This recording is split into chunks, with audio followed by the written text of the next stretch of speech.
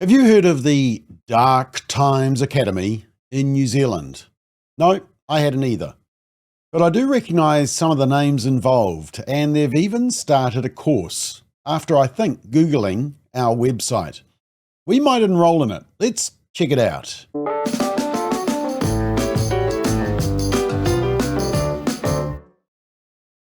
So there's a course available by the Dark Times Academy entitled Unmasking Theocracy, Project 2025 and the Christian Nationalist Agenda. No, not a cooking course, it's a cooker course. Now, we've talked about Project 2025 before. Project 2025 report was unveiled in April 2023 by the Heritage Foundation, which is an amazing conservative organisation that I've actually visited last year. Last year. And the report was supported by 100 plus conservative organisations, but left-wing opposition to the document exploded when it became apparent that Trump was going to beat the then candidate Sleepy Joe Biden in the polling before being replaced by another disaster, Kamala Harris. Now, ironically, the week I visited Heritage Foundation was the week that Biden stepped down. So yeah, definitely last week, got my head right around that. And the New Zealand media have also attacked Project 2025. The state broadcaster Radio New Zealand did a lengthy piece on it. And I checked back and noticed that just previously, Stuff had done a report, and then the New Zealand Herald did a report, and One News covered it as well, all within the same time period. So, it's kind of like it's Radio New Zealand's turn. And so it's not actually a breaking news story. It's almost like a coordinated hit piece. You got to love these independent media corporates in New Zealand media, don't you? Now, as you can see immediately from the article, the implication is this. It's all about Donald Trump and that J.D. Vance. Although even left-wing news sites had to admit that actually that wasn't the case. But Radio New Zealand continues to panic, and they say in their article, the Mandate for Leadership document, which was released in early 2023, is a whopping 992-page manifesto, which lays out a plan for radically overhauling the US federal government. More than 100 authors and contributors crafted the plan. They say in the introduction, the Heritage Foundation president writes, quote, "If conservatives want to save the country, we need a bold and courageous plan. This book is the first step in that plan." So what are the 4 steps or 4 parts of the plan? Well, they're to restore the family as the centerpiece of a life and protect children, dismantle the administrative state and return self-governance to the people, defend the nation's sovereignty, borders and bounty against global threats, and secure God-given individual rights. Yeah, I know you're saying, great, sounds excellent. What's the issue? Well, according to the Dark Times Academy here in New Zealand, we need an 8-week course on it. Panic stations. So who is involved with this Dark Times Academy? According to the website, Byron Clark is one of 2 people, and the only name I recognise, the other is Mandy Henk. Yep, that's Byron Clark. I've sort of, tried to cover up what his shirt actually says. According to the spin-off website, Byron Clark is one of Aotearoa New Zealand's foremost experts on the far right and the alt-right extremism. He's also a disinformation researcher. And according to the Dark Times Academy, Byron is a former IT professional and educator, holds a certificate in tertiary learning and teaching, bachelor's degree in history, currently studying media and communications, but he's best known as the author of the national bestseller, Fear, New Zealand's hostile underworld of extremists. It's hard to take him seriously. Now, he actually had an article in the spin-off a couple of years ago entitled Women and the Alt-Right in New Zealand, featuring an excerpt from this book where he ranted and panicked about social conservative females, including names like Carol Saiki, Hannah Tamaki, Helen Houghton, and Chantal Baker, Voices for Freedom, and tradwives. Yes, nasty. I mean, I bet Mr. Clark can't even define what a woman is. In fact, in an interview on Radio New Zealand 2 years ago, Kim Hill put it to him that he's just an extremist left, to which he responded, quote, "Well, I certainly don't reject the label of being far left." Now, the Dark Times Academy has done a few previous courses. They were going to do one called Settling the Battle Between Good and Evil, Moving Beyond a Toxic Story. But that was postponed. Obviously, good and evil are still around. Another one was Media Capture, Control and Misinformation in the Digital Age. Yes, he's a big ally of groups like the Disinformation Project, which is now dead, thankfully. And the Research Centre into White Supremacy and Violent Extremism, which the government recently defunded because it was headed up, ironically, by an extremist who was white, Dr. Joanna Kidman.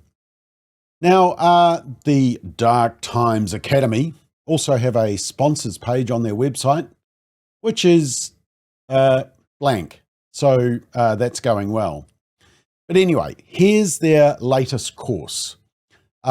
Unmasking Theocracy, Project 2025, and the Christian Nationalist Agenda. I mean, this is a course about an American policy paper from a US think tank, apparently. Is the Dark Times Academy importing US culture wars?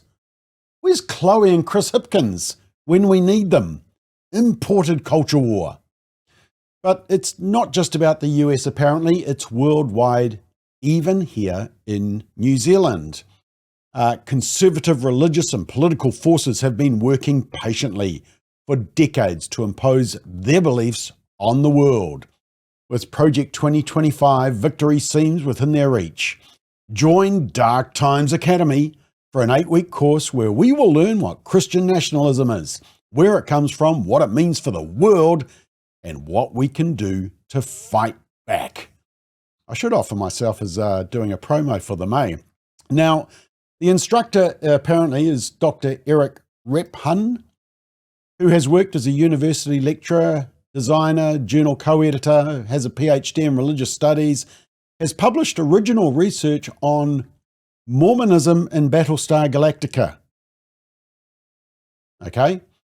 Religion and the work of Douglas Coupland and Chuck Palahniuk, never heard of them, and different ways to understand the perverse biblical story of the sacrifice of Isaac. This is what it says. He has spent way too much time thinking about the idea of re-enchantment or how modernity produces its own monsters and its own form of unreason. Yep, looks totally normal. So let's check out the course. It's 90 minutes online every Saturday during the day for 8 weeks. Yes, Saturday, middle of the day. Obviously, none of them play sport on a Saturday. Maybe they should, to help their panicking and conspiracy theorizing. But let's have a look at what's actually in the course. So week 1, Project 2025 and the contradictions and dangers of Christian nationalism. In our first week, we will ask a series of questions. What is Christian nationalism? What are the dangers it poses? What contradictions are encoded within its ideas and practices? How do we approach Christian nationalism as scholars, researchers, and humans? Well, you can just watch my McBlog. It's only 23 minutes long, and you've just saved yourself over an hour. You'll quickly realize just how great Project 2025 is, and how it's not the end of the world as we know it. On to week 2, Christian nationalist ideas and stories. In our second week, we will dig more into Christian nationalist ideology, theology, and the narrative. What do they believe? Are these beliefs shared by all Christian nationalists, or are there internal disagreements? What stories does Christian nationalism tell about themselves, faith, religion, and government? Yawn.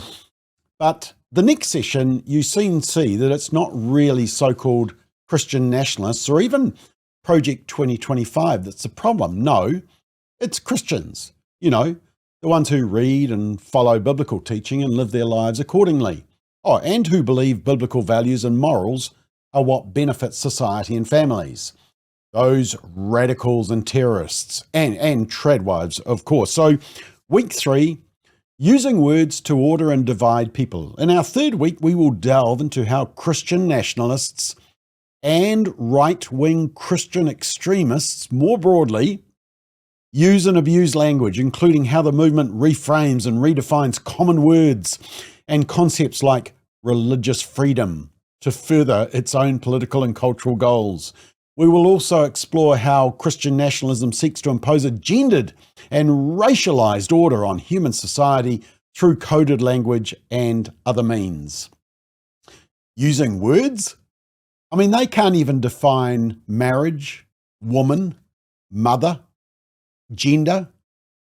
They think men can get pregnant, and sie, zur, and who are personal pronouns.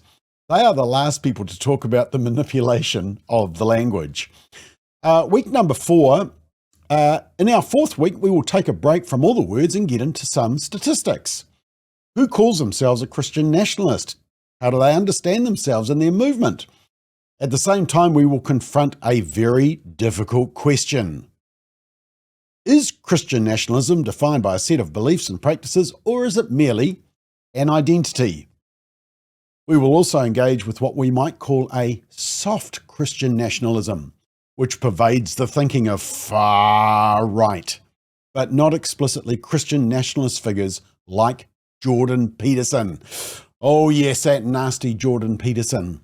But once again, you can actually see that it's not actually about Christians as such, but all those who hold social conservative values, except for Muslims, of course. Now, the fifth week gets a bit weird though, and I am looking forward to this one. Week number 5 is entitled, I'm showing you this one because it's a doozy, Christian Purity Culture and the War on Bodies. In week 5, we will grapple with some of the most confronting material in this entire course when we examine how Christian nationalism seeks to control, define, and even define out of existence certain kinds of human bodies. We will delve into the anti-abortion movement, which is a defining part of Christian nationalism, and we will also explore how Christian nationalist ideas about purity and pollution, purity and pollution, that's an interesting one. Purity and pollution define sex, sexuality, gender, and ethnicity. Which bodies are pure? Which threaten the nation with pollution? And what does this mean for how Christian nationalism treats women, LGBTQIA plus people, and other marginalized groups? And note the recommended reading also: Decolonizing Purity Culture, Gendered Racism, and White Idealization in Evangelical Christianity. And then week 6, just about there. Week 6, Declaring War and Creating Enemies. In our 6th week, we will look at how the language of warfare defines non-Christians and others as enemies, and what this means at the level of geopolitics. Who is allowed to have authority and who must be subjected to authoritarian control? Yeah, I don't see any country based on Judeo-Christian values and laws with dictatorships, unlike Iran, China, and many other non-Christian countries. And why do these courses never talk about the subjugation of women in Islamic countries? Yeah, good question, eh? Now, week 7 is open week, guest speakers. It's a reserve week that they can use for guest speakers debates. So it's basically a filler just to make it up to 8 weeks. And then finally, the battle plan, week 8. How can we fight back? In our final discussion, we will focus on methods for combating Christian nationalism, inspiration from both outside and within the Christian religious tradition, interesting, which has a deep history of social justice activism. Well, they got that bit right. From the Quakers, who played a major role in the abolition of slavery in the US, to many prominent leaders of the civil rights movement. We will look and discuss some ways people are fighting back, rejecting the imposition of narrow exclusionary ideas about religions, body, order, violence, and identity.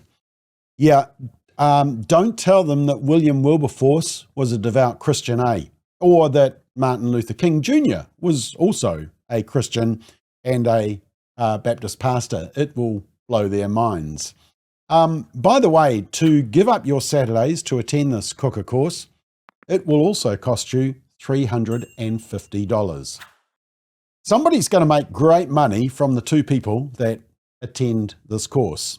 Anyway, I've got to go. I need to enroll. I've missed the first week of the course, which I'm gutted about.